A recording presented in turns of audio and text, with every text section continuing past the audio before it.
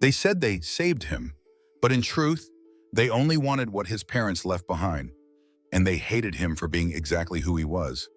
Eli Westbrook was 12, pale-skinned, with eyes too old for his years, the kind of eyes that had seen more than any child should. He had always been bright, curious, and quietly aware that he was different.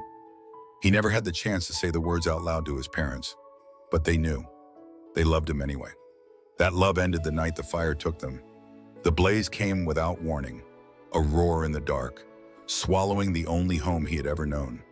Neighbors whispered about how quickly it spread, how strange it was that the flames seemed to start in two different places.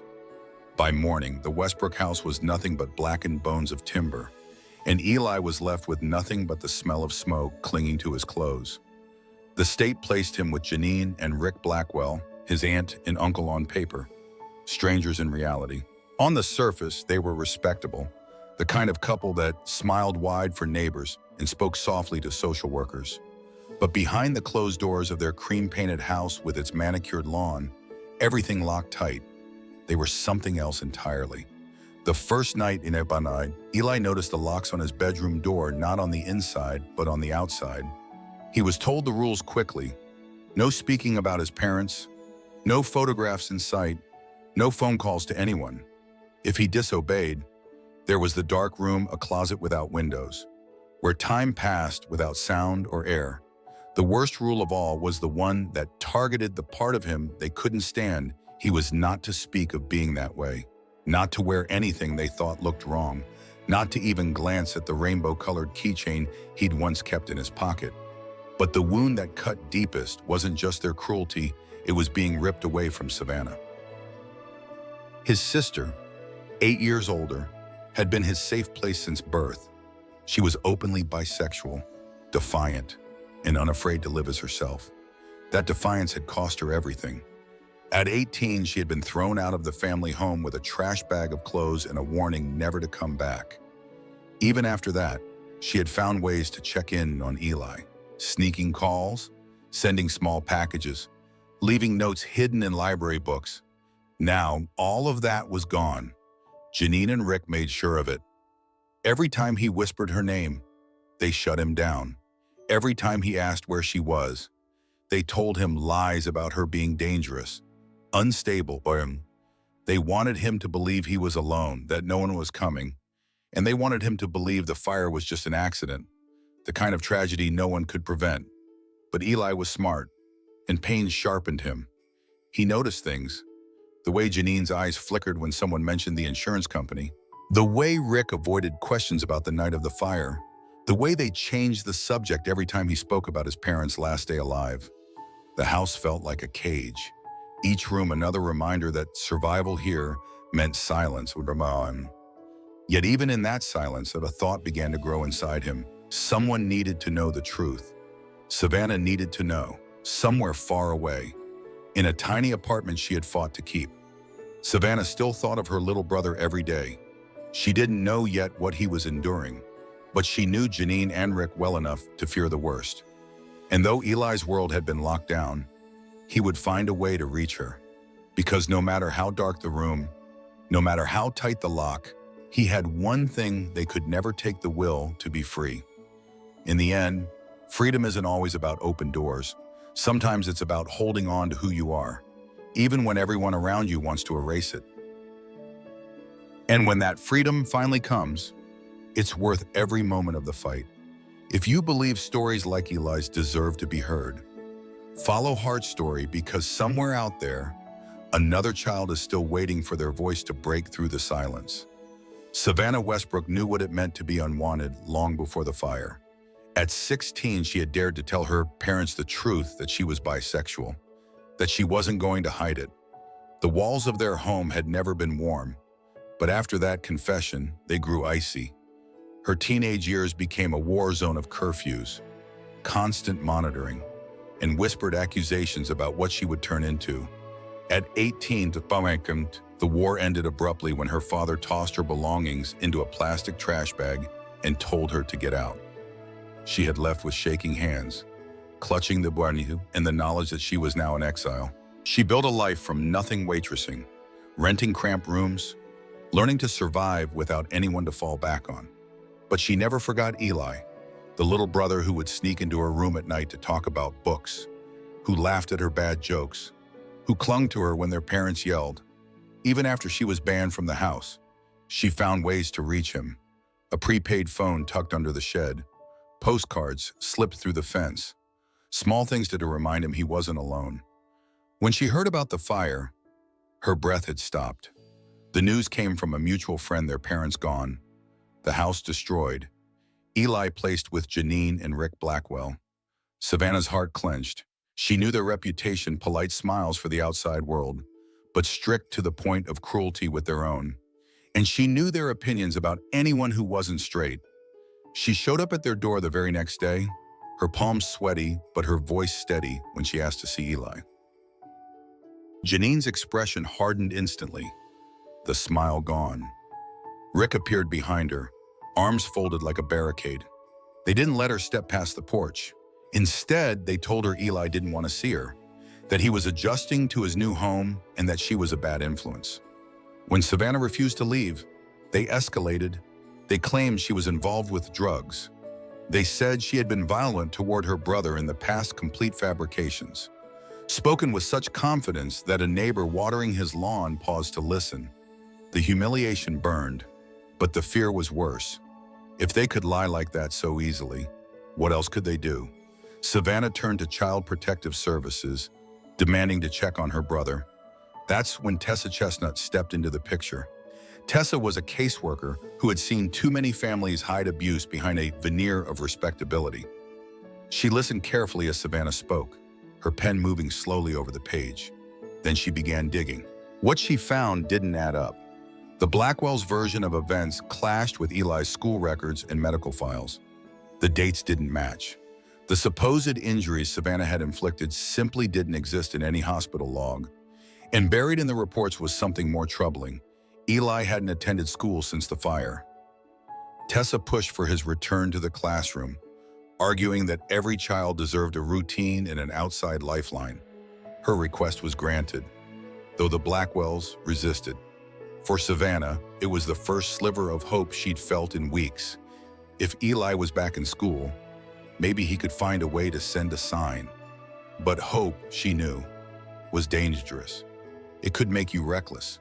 And in families like theirs, the truth had a way of being buried so deep, it never saw daylight again. Savannah had been buried once. She wasn't going to let it happen to Eli. Sometimes love for family isn't about sharing blood, it's about showing up, even when the door slams in your face. And the courage to keep knocking, again and again, can be the only thing that keeps someone from vanishing into silence.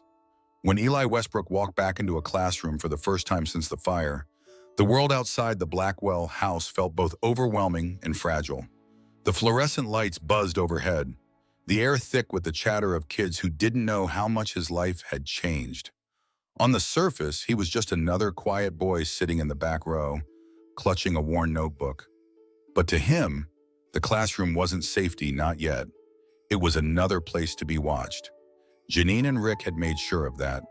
They enrolled him under strict conditions, placing him in the same homeroom as their own foster son, a broad-shouldered boy with a smirk that never reached his eyes. His job was clear: keep Eli in line. Between classes, he would lean close and whisper threats only Eli could hear. You talk to anyone, you disappear. He would hiss, like your parents. Easy. The words sank into Eli's skin like splinters. The fear wasn't just about the danger to himself. It was about the part of him he had learned to guard even before the fire, the truth that he was gay. In the Blackwell house, that truth was a loaded weapon they used against him, something they spat at him in arguments, something they promised would ruin his life if anyone else knew. Now, at school, the threats carried that same weight. If he slipped, they'd find a way to punish him in ways the teachers would never see. For days, he said nothing. He kept his head down, his eyes on the desk. Then, during a quiet art period, a classmate slid a blank sheet of paper toward him. No words, just a small gesture, an offering. Eli picked up a pencil. His hand trembled as he began to draw, sketching the outlines of a house. its windows shut, a figure inside looking out. And hidden under the folds of the page, on a scrap barely bigger than his palm, he wrote in small, uneven letters, "Please help me. Aunt Janine is hurting me.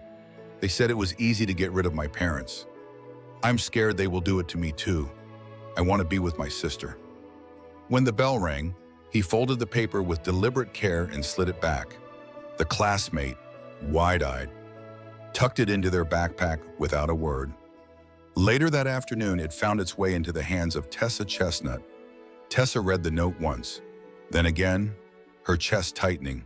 She recognized the trembling script, the deliberate way each word was chosen, not just the fear, but the calculation of a child who knew how dangerous it was to tell the truth. She didn't hesitate. She reached out to Savannah Westbrook immediately. When Savannah saw her brother's handwriting, she felt her knees weaken. The pain was sharp, but beneath it was a heat, a rage that someone could not only hurt him but threaten to erase him the way they had tried to erase her. She traced the letters with her finger, imagining the courage it took for him to write them.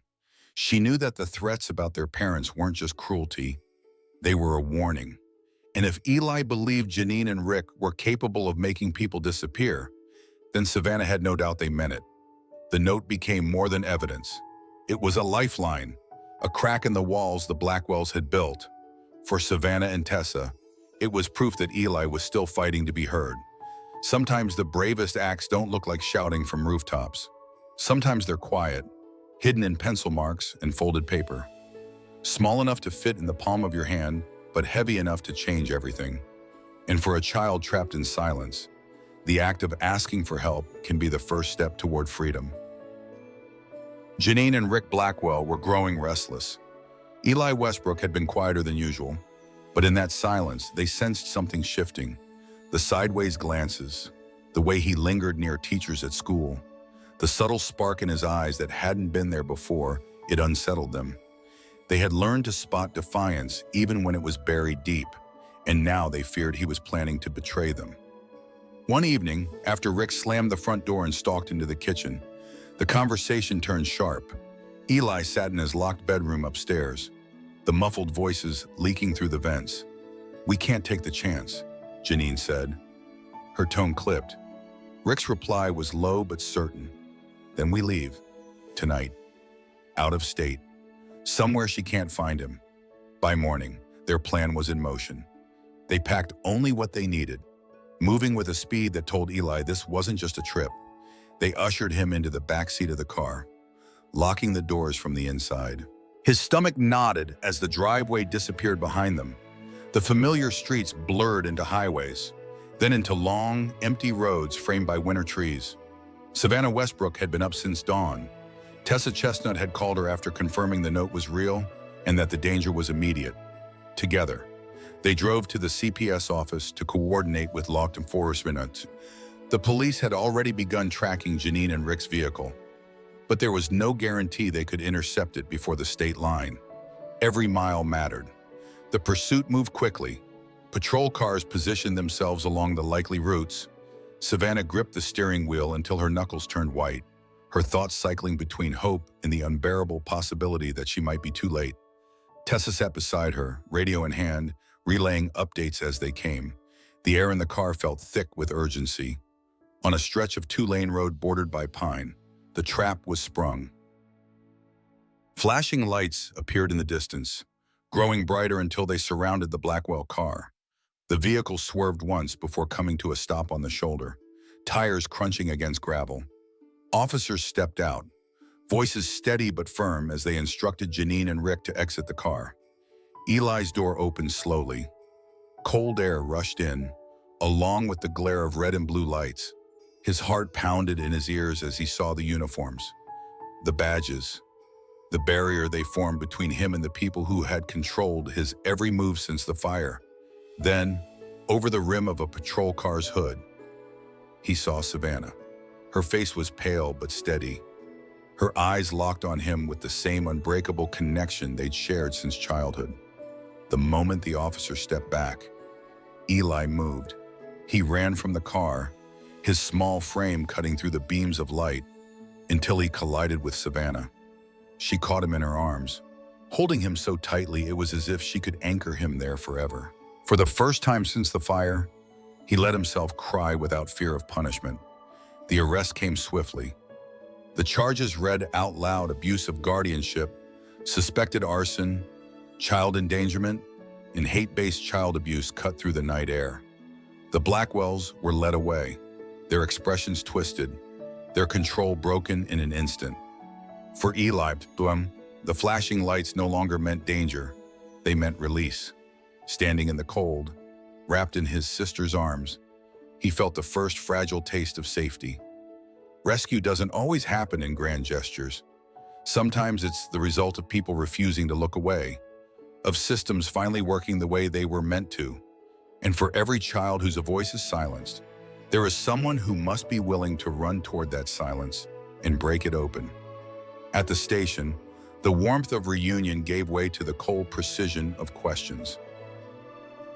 Eli Westbrook sat beside Savannah, her hand a steady weight on his shoulder as detectives recorded his statement. His voice was quiet but unwavering, each word pulling the truth from the shadows. He told them about the night of the fire, how the air in the house had felt heavier than usual, how Janine and Rick had been whispering in the kitchen while their parents were upstairs. But most of all, he told them about the part no one else knew. Savannah had been there that night, not in the house, but outside, waiting. She had taken him for ice cream, just to get him away from the tension, to give him a few hours where he could laugh without fear of being mocked for who he was.